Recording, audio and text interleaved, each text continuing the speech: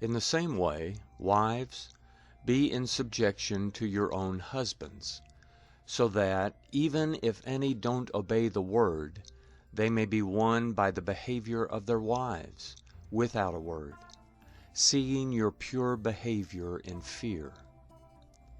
Let your beauty be not just the outward adorning of braiding the hair, and of wearing jewels of gold, or of putting on fine clothing, but in the hidden person of the heart, in the incorruptible adornment of a gentle and quiet spirit, which is very precious in the sight of God. For this is how in the past the holy women who hoped in God also adorned themselves, being in subjection to their own husbands. So Sarah obeyed Abraham, calling him Lord, whose children you now are, if you do well and are not put in fear by any terror. You husbands in the same way live with your wives according to knowledge, giving honor to the woman, as to the weaker vessel, as also being joint heirs of the grace of life, that your prayers may not be hindered. Finally, all of you be like-minded, compassionate, loving as brothers, tender-hearted, courteous, not rendering evil for evil or insult for insult, but instead blessing, knowing that you were called to this, that you may inherit a blessing. For he who would love life and see good days, let him keep his tongue from evil and his lips from speaking deceit. Let him turn away from evil and do good. Let him seek peace and pursue it. For the eyes of the Lord are on the righteous, and his ears open to their prayer. But the face of the Lord is against those who do evil.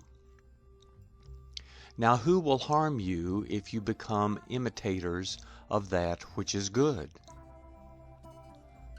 But even if you should suffer for righteousness' sake, you are blessed. Don't fear what they fear, neither be troubled. But sanctify the Lord in your hearts. Always be ready to give an answer to everyone who asks you a reason concerning the hope that is in you, with humility and fear, having a good conscience. Thus, while you are spoken against as evildoers, they may be disappointed who curse your good way of life in Christ. For it is better, if it is God's will, that you suffer for doing well than for doing evil.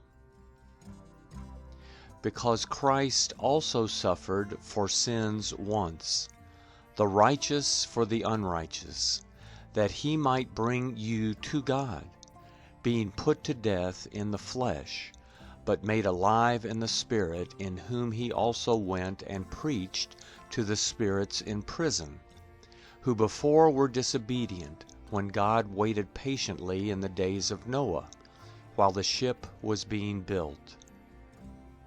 In it few, that is 8 souls, were saved through water.